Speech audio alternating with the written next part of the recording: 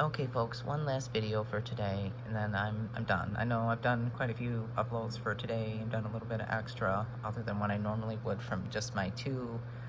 But I promise this will be the last one, because I've been looking for this article, and I finally found it again, because I think it might explain some of the stuff that I've been capturing on the Blink cameras for the last couple of weeks. I've been seeing a lot of plasma flashes and what looks like laser beams in all directions around us here out in Nevada. And I've also been documenting and keeping track of some of the local military exercises going on too. So I think that there's definitely a correlation there. But here's the thing. Back in July of last year, July 27th, I captured this. And this is part of my, this was the official Sky Anomalies report that I sent into a pretty long list of individuals. Where's my... I'm not sure. I think I had put a cover sheet in here. Let me see. Yeah, here's a list of some of them that I had sent this to, including our FAA manager. So I find it curious that lately we've been having an awful lot of planes coming right directly over our house too. But yeah, this is a kind of a partial list of people that I had sent this UFO report to, as they might call it. But anyway, and I use that term loosely. But anyway, the camera captured this interesting and odd shape here that kind of looks similar to like maybe a UFO, like a classic saucer shape right there. And this was just outlined perfectly in the sky. The camera captured it. This is what it captured. This is an actual photograph, an actual, you know, recorded images extracted from the recorded video. So I find that really curious because I've been seeing a lot, and I mean a lot, of activity around our skies here on my Blink cams up there on the roof in every direction. Lots of flashes, lots of lasers, stuff that looks like Star Wars going on, and a lot of plasma. And I noticed myself personally, I was getting more static shocks off of everything in the last couple of weeks too. And I've been having difficulty staying hydrated. It seems like I have to drink twice as much water now to stay hydrated. But anyway, that's beside the point. The point of this video here was to show this article that was put out quite a while ago concerning plasma UFOs. And now they've been using chaff methods by injecting different things into the atmosphere to fool radar and stuff like that. But they've been playing around with this laser plasma and to fool, you know, heat-seeking missiles and stuff. And it says here, now the U.S. Navy has patented technology to create mid-air images to fool infrared and other sensors. This builds on many years of laser plasma research and offers a game-changing method of protecting aircraft from heat-seeking missiles. But it may also provide a clue about the source of some recent UFO sightings by military aircraft. Okay, it goes into the Sidewinder, blah, blah, blah, blah. Anyway, a sufficiently intense laser pulse can ionize, producing a burst of glowing plasma. Okay, I've been seeing a lot of glowing plasma in these skies out here. I know what it looks like. Okay, that's I've been seeing a lot of it the last couple weeks on these Blink cams. Okay. The laser-induced plasma effects program uses single plasma bursts as flash-bang stun grenades. A rapid series of such pulses can even be modulated to transmit a spoken message. Video here. That's a very interesting video. I'll find that link in my files, and I'll put it in the description of this video if anybody wants to watch. In 2011, Japanese company Burton Incorporated demonstrated a rudimentary system that created moving 3D images in mid-air with a series of rapidly generated plasma dots. Video here. Again, I'll find that link and I'll put it in the description of this video too if you want to check that out. It's pretty interesting to watch too.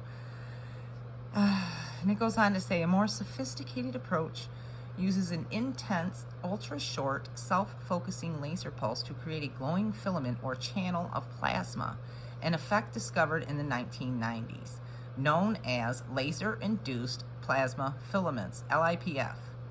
These can be created at some distance from the laser for tens or hundreds of meters. Because LIPFs conduct electricity, they have been investigated as a means of triggering lightning or creating a lightning gun. Okay, I did another video on this a while ago where I was talking about some of the lightning gun demonstrations and stuff like that. One of the interesting things about LIPFs is that with suitable tuning, they can emit light of any wavelength, visible, infrared, ultraviolet, or even terahertz waves. This technology underlies the Navy project, which uses LIPFs to create phantom images with infrared emissions to fool heat-seeking missiles, okay? The Navy declined to discuss the project, of course, but the work is described in a 2018 patent, which I have, wherein a laser source is mounted on the back of the air vehicle, and wherein the laser source is configured to create a laser-induced plasma, and wherein the laser-induced plasma acts as a decoy for an incoming threat to the air vehicle.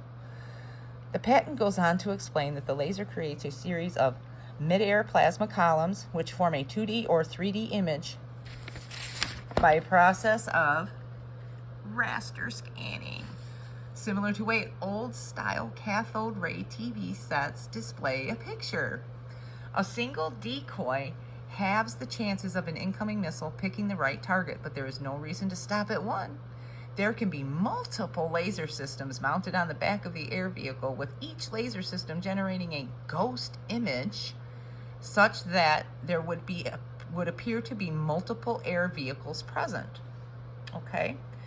In essence, we already know they test our military. I'm not going to read too much more of this. It's just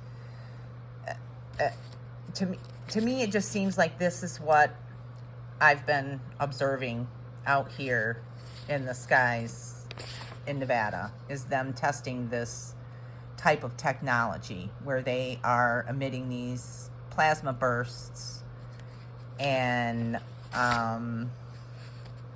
different frequencies and at different levels and in different wavelengths, okay, to test some of their new pilots or to test some of their up-and-coming pilots or something, because there's been an awful lot of activity out here on the flight radar and stuff too that I'm able to see.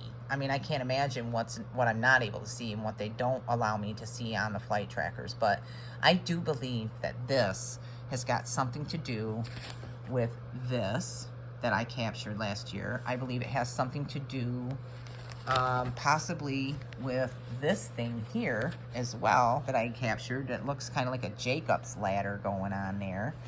And that was part of this apparatus that drifted down.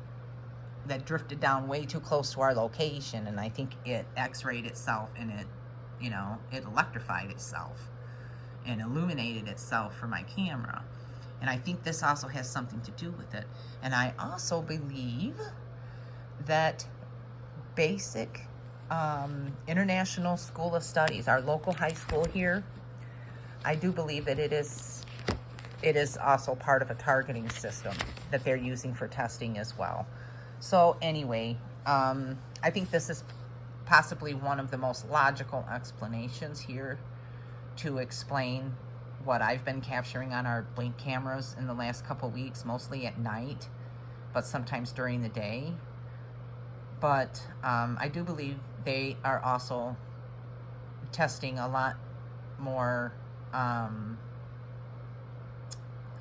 of the more weaponry and stuff like that, of the EMP variety, so to speak, out in the South Pacific as well. So stay mindful, folks. I swear this is the last video I'm uploading for today.